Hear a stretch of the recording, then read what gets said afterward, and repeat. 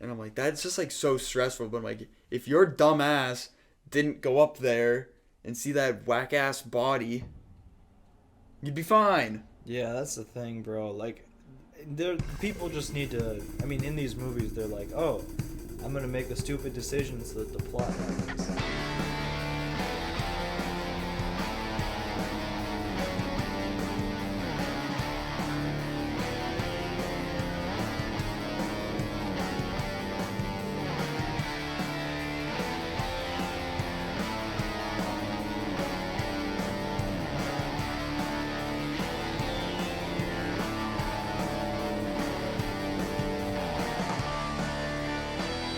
Alright, hello everyone, and welcome back to the Too Much Film podcast. You'll notice I'm wearing the same shirt as last week. It'll happen. I think I might be too, but that's Nice. completely unintentional. It's just how it goes sometimes. Let's see. So this week we're going to be talking about A Quiet Place Part 2. We were hoping to have possibly a few guests this week, but timing just didn't work out for multiple reasons. So, Yeah. It'll just be us again for today. Yeah, so we keep trying to get guests on. It's just always timing. It just kind of screws it up. Yeah. Yep. All right. Well. Oh, also, we both kind of feel allergy, just not good. So. Oh well, yeah. I mean, I've been feeling like that for months. Yeah, it just hit me today. So. Yeah. Very fun. Yeah. But anyway, yeah, we can get into the. Get into the whole discussion. Get past that probably boring, pointless conversation. Mm-hmm. So yeah, I thought it was a good movie. I mean, yeah, I feel like that's a solid thing to start with. It was a solid movie. Yeah, it was good. I think it was close to being as good as the first one. I don't think it fully gets up to that point. Just because I think a lot of the stakes have kind of like gone down. Now that we know how to kill them. Exactly, I was thinking the same thing. Like, it wasn't as, like, intense and, like, you weren't as scared. Yeah. Of these aliens than you were, like, in the first movie. I did think that this movie did a better job with the jump scares. Yeah. Because, the first movie, I struggled to find it, like, actually scary. Like, in neither of these movies, like, when I left, I was, like, scared afterwards. Mm-hmm. But, this particular, like, the other one, it was more like the concept was scary. This one was like there were jump scares that would get you. And they were well done, I thought. Even though always in horror movies you can kind of tell when something's coming because of the music. Yeah, although I will say, like, there were a few, like, especially that one where it was the truck, or no, like, whatever, when he got out of the car and then that car almost hit him. Yeah. Like, that I was like, oh, shit. I was like, I wasn't expecting that one. Yeah. But that was something where it was, like, in the moment when, like, or later on in the movie you could tell because of the music. Yeah. Like, or what, like, subtle music there was.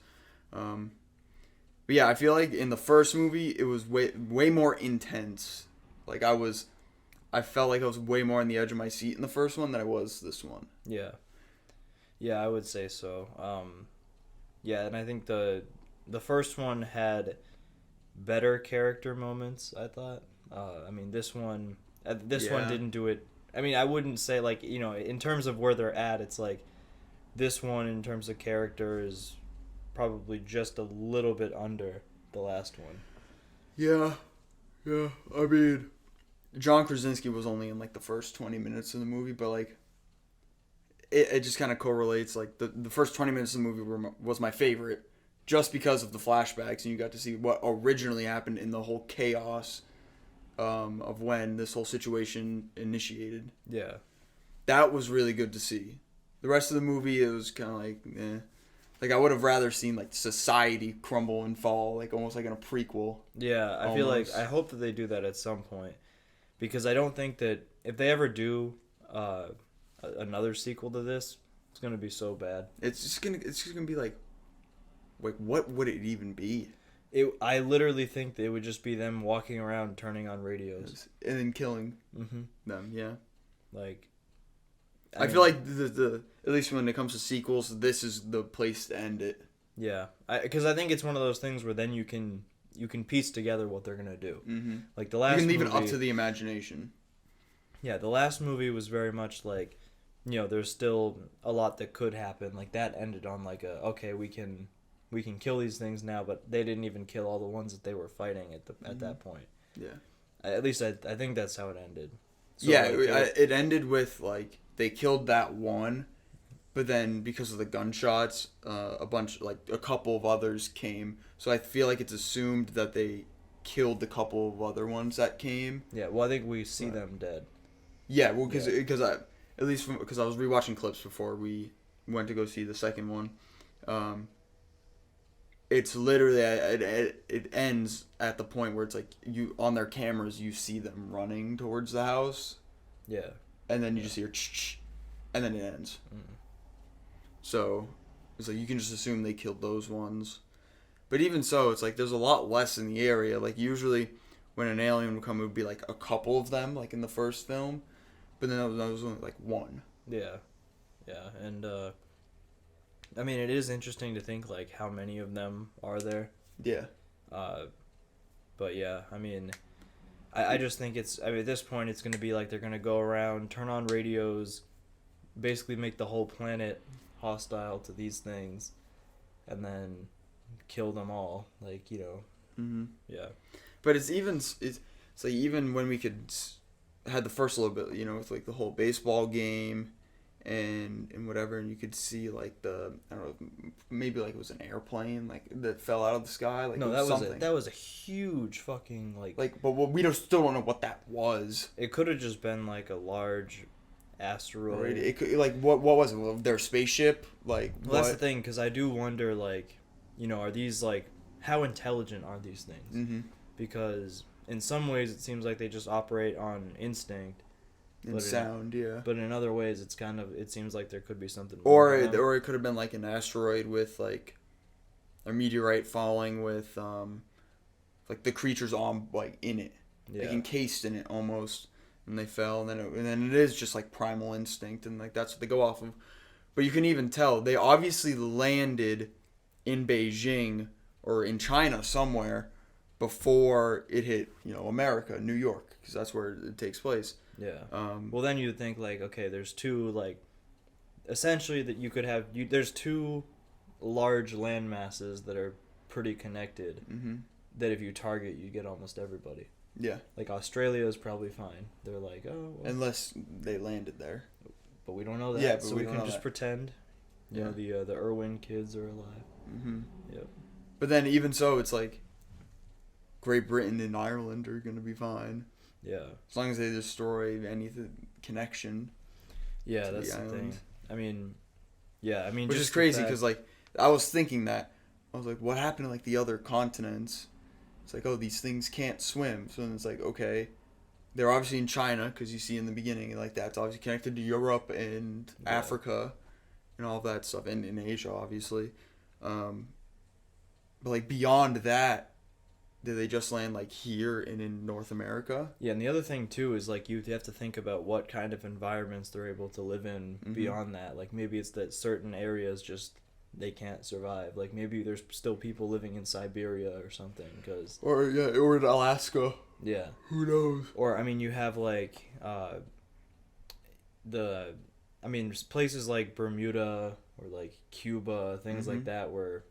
Like it's like, are they fine? Or really just anything where it's a smaller island that's very far away. Like you're not gonna have a boat happen to drift there. Like that island that it drifted to, it's a little bit more reasonable. Like I mean, because like, I was thinking about it, and I'm like, truly, what are the chances of that alien just sitting on the boat, sitting there, and not like jumping back to the dock or whatever? Because it could obviously jump from the dock to the boat. It can jump back.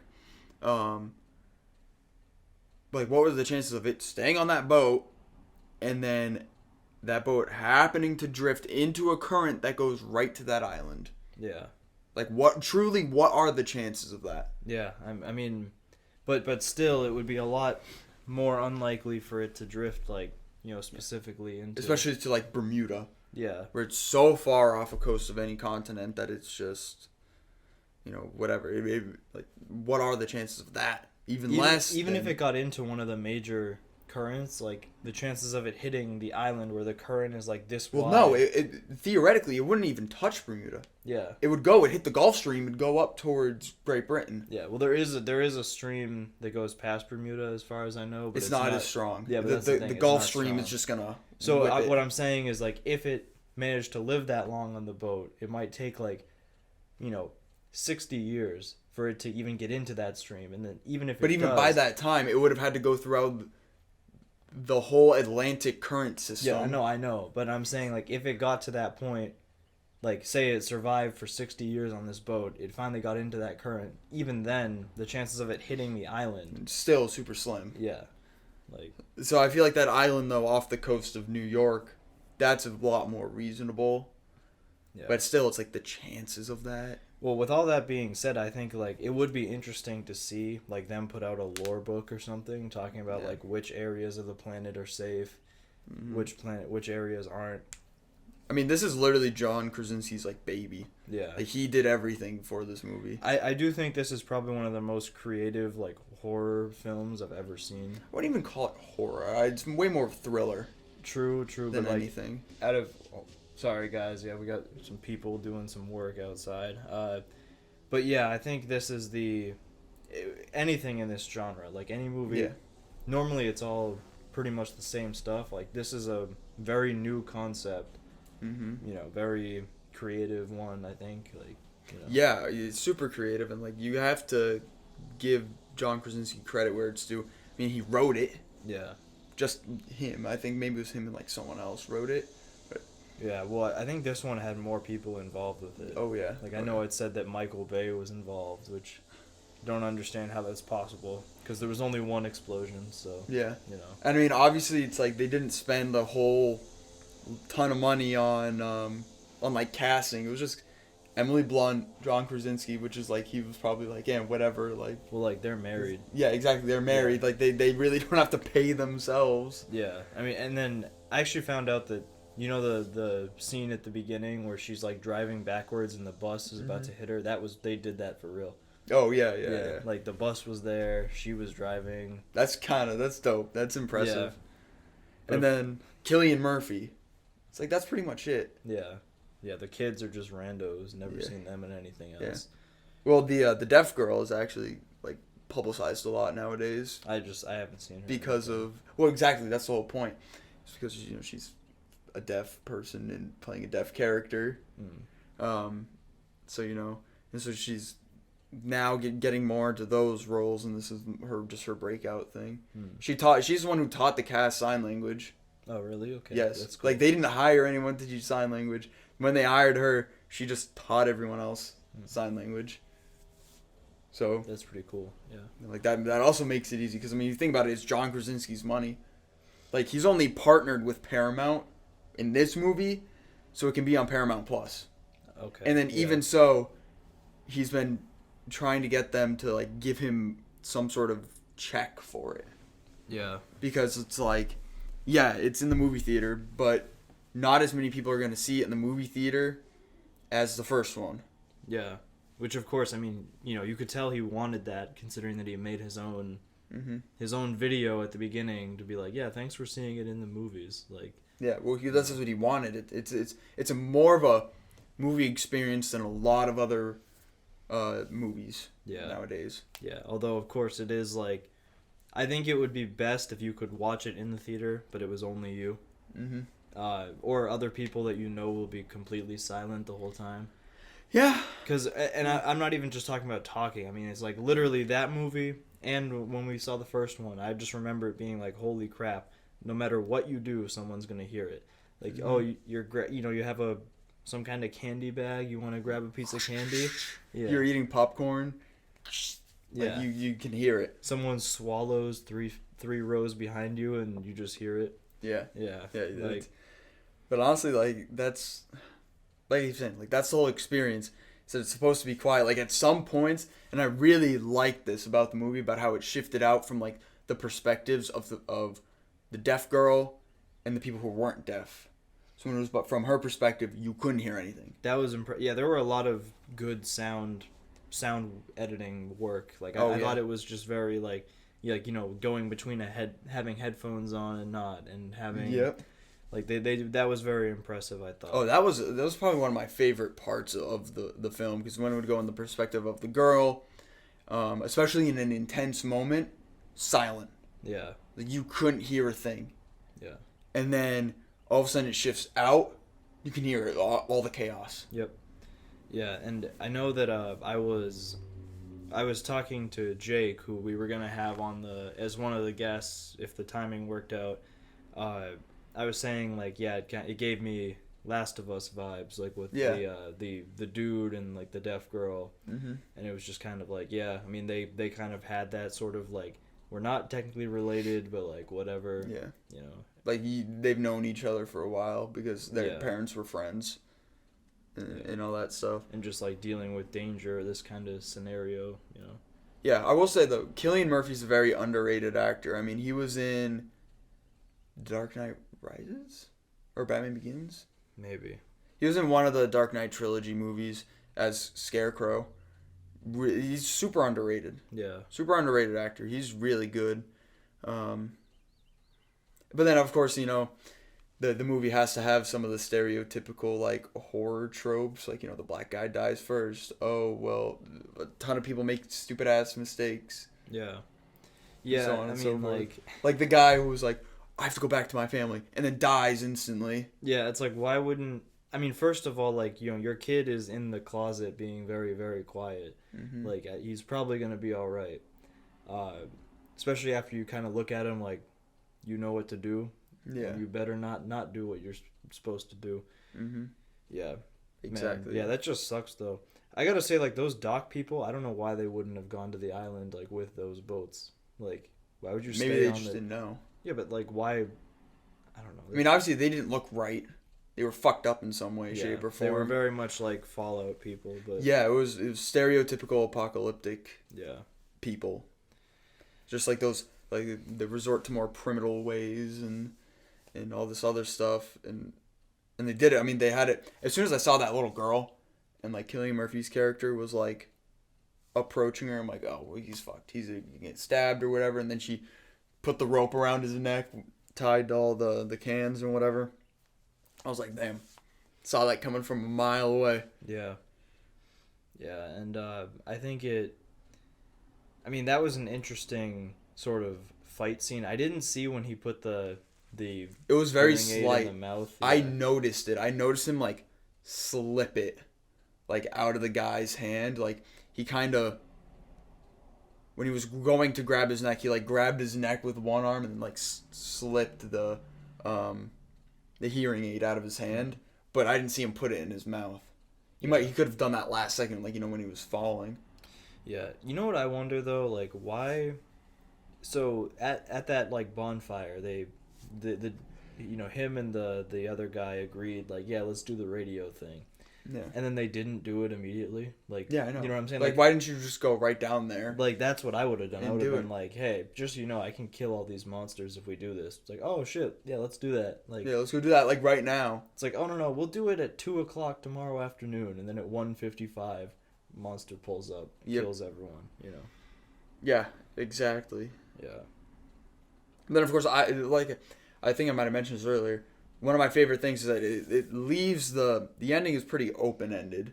I mean, it's like, all right, they got this sound on the radio now. The baby, the stupid-ass kid, son, and the mom are still at, like, the factory, and they're on this island. Yeah. Whatever. Bro, that one scene, though, where the monster was going for them, and he like, grabbed the baby's box, and just yeeted it. I was like, wow, imagine if they had forgotten to grab the baby, and he just... got yeeted. I mean, that... Yeah, I mean, it was so fun. Like, and I get the whole point of the scene, but the scene where they're in the furnace, and of course, it's like, they set the timer, so it's like, it's just the oxygen levels, and he's, like, taking the thing from the baby to breathe and, like, giving it back, and, like, all this other stuff. Man. And I'm like, that's just, like, so stressful, but I'm like, if your dumb ass didn't go up there and see that whack-ass body, you'd be fine. Yeah, that's the thing, bro. Like, people just need to... I mean, in these movies, they're like, oh, I'm gonna make a stupid decision so that the plot happens. Yeah. It's like, okay. Literally. I mean, But if you just stayed down there... Like, I know for a fact that if I was in that situation and it was like, okay, if I'm down here, I'm pretty much entirely safe from these monsters. If I'm up there, I die. Mm-hmm. Yeah. Like, you know, and it's like, well, my mom said she was going to be back soon. And then it's like, literally as she was coming back is when he decides to do that stupid shit. Yeah. And I was like sitting there just like, bro, if you just stayed down there for like 20 more minutes, she would have been back and y'all would have been fine. Mm-hmm. You would have had 2 oxygen cans instead of 1. Like, oh my god. Yep. It's just, that's just me in like thriller or horror movies though. It's like, why would you go to do that? And I don't know if that's the point anymore to like make you be like, oh, what a dumbass or whatever. But I'm just like sitting there like, really? Well, I think it's one of those things where it's like, you know, it's a great concept for a movie, but you know, it would take a lot of effort to make it make sense, but also exciting. Yeah. Like, you know, I think it would just, which to say, like, I think I would respect the choice a lot if they were like, let's just make everyone act completely rationally, but just constantly have this threat in the background. And then, not even about the movie, but the trailers for those movies were so weird. Yeah. What the? Alright, sorry. Once again, we got people outside working. And that is that. Sorry about that one, guys. But yeah, what were you saying? Trailers? Like the trailers were so weird. Like there's the one escape room trailer where you were like, you don't even need to see the movie anymore. The trailer gave away the whole plot. Yeah, literally. I'm sitting there and I'm like, wow. You revealed every single plot twist when they got to the place where like, we're still in the game. It's like, oh wow, I would have, you know, if I had been watching the movie, I would have liked to have, you know, experienced that when it happened. Yeah. Or there was that M. Night Shyamalan movie where Old. Yeah, and I'm looking at it and I'm like, the actors all seem terrible. Like, not one person is delivering a single line in this trailer in a way that sounds like it's an actual person saying it. Yeah. Like, or that it's natural, like it's like a part of a conversation. It was just so random and like choppy. It'd be like one scene, and then like one child would get old, and the next one would get old, and it would just be like bam, bam, bam, bam, bam, bam, bam, and they all say stupid shit. And I'm sitting there thinking like, okay, like if these are all people like where English isn't their first language, and that's why it doesn't sound natural, why don't you just shoot the movie in that language? Yeah. You know what I'm saying? Like, it just I don't. Like, I would respect that a lot, too. It's like, I don't mind reading subtitles. I do that shit all the time. Like, yeah, but it was just, like, I think the concept of that movie is cool. You know, it's like a beach where you essentially get stuck on it, you just get old. Mm-hmm. And, like, you're thrusted into the future almost, at least your future self is. It's like that woman got pregnant, and it was just like, oh, randomly, this woman was pregnant. I'm like, what? Yeah. I was just so confused the whole time. And I will say, in A Quiet Place Part 2, some of the facial expressions made by like the black guy, the leader of the people on the island, when he was like putting his kid away, he was like, yeah. Well, that's the thing. Making weird ass faces. I'm like, no. Well, I was saying like it looked like he was doing the whole like you know, saying an entire message without saying anything, and I was like, okay, it seems like he knows what to do. Like, he's prepared for this. And then he goes, you know, and then he's like, I have to go back to my family. And then literally just gets swept and then dragged. So, well, which just made it feel out of character, because it is like this guy the whole time seems like he's the man with the plan, knows how to handle these things, and then he just goes stupid and like. I mean, and it might be like, oh, he thought that the monster went back, but it's like, why would you? Why would you even think that? Well, it's like one of those things where if you think that your family, like, you know, if they're going to get your family, first of all, like, they're in the closet, like, they're gonna be probably the last one that gets hurt if anyone does. If you just walk forward and don't attract this thing there, you're gonna put it on the radio and it'll be fine. Yeah. And even if that wasn't the case and the radio thing wasn't there, if you get killed like an idiot, that's putting your kid in a worse position. Yeah. Like, you know, because it's either going to be like from a practical standpoint, you both die, or from like a realistic perspective, they or the kid survives but now doesn't have a dad. Mm-hmm. Or yeah, or at Yeah. least worst case scenario, you get to live. Like Yeah. even if the kid dies, like yeah. Of course, those are like minor things, but I also view those like things as very common. Can't even say mistakes, just very common aspects of like a thriller or a horror movie. Yeah, I'd say so. And that's just the way it is now, at least. Yeah, but I mean, like I said earlier, I still think that this overall is a great concept. I think it's good whenever horror movies like actually try new ideas. Mm-hmm. You don't get that a lot. No, So you I really think don't. And I mean, I was talking to Jake about this like after the movie, and I'm like, I think this would be the one apocalypse that like I would struggle with personally, because like you have to be dead silent.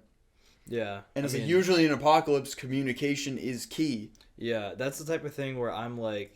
But he was just like, "Oh, is it because you can't shut the fuck up?" I'm like, "Nah, I'm probably like the quietest person It's like here." they had an advantage because they could talk with sign language. Exactly. Like they were able to. They were instantly had an upper hand on every other survivor. Yeah, I mean, we would only survive if we happened to be on a beach when it happened and we could just swim to an island. Like, yeah, that's honestly what I think. Like otherwise, it would be tough, or you'd have to find a really convenient place, like how he did, where he's like, oh yeah, I got this spot I can go into where no noise is gonna really come out. Even my spot that isn't that spot is pretty noise proof. Mm-hmm. Like as long as I'm not like, blowing things up down here, I'll probably be okay. Yep.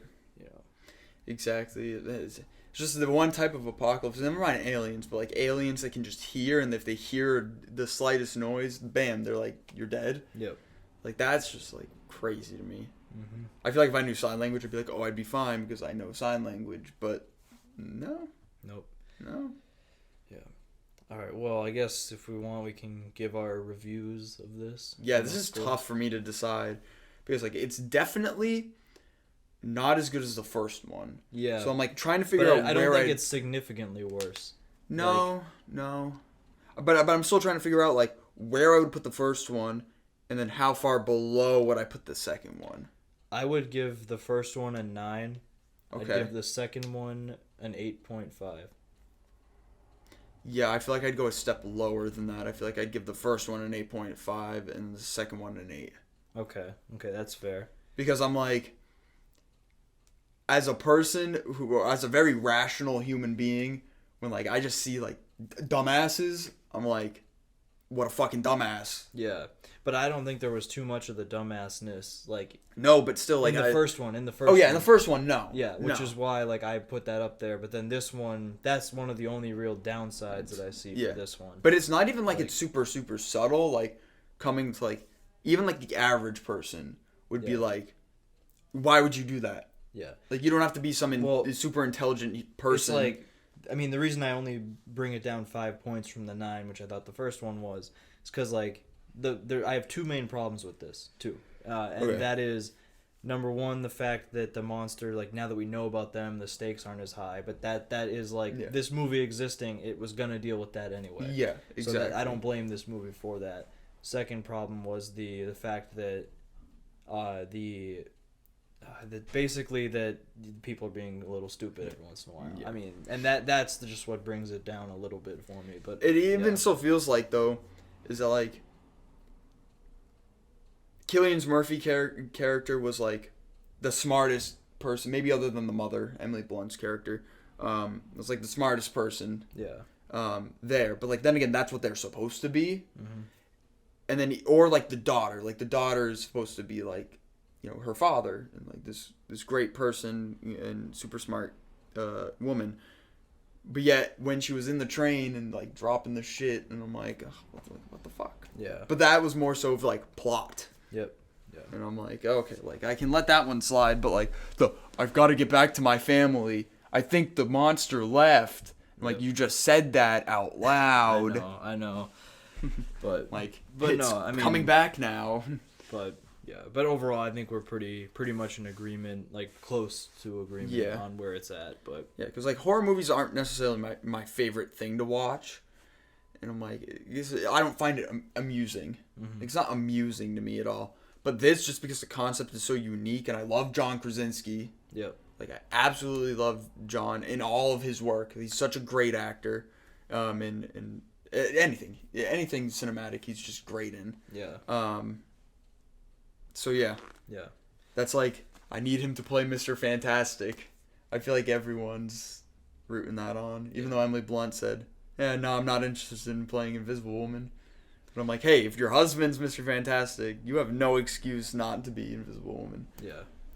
So, all right, guys, we'll come back and end off the show. All right, guys, and that's the end of the episode. It's a lot shorter than the previous episodes have been, but not too much happening right now. Not sure what we'll have next week for you guys, because it's just kind of a weird spot. After next week, we should have a lot to talk about for a good amount of time.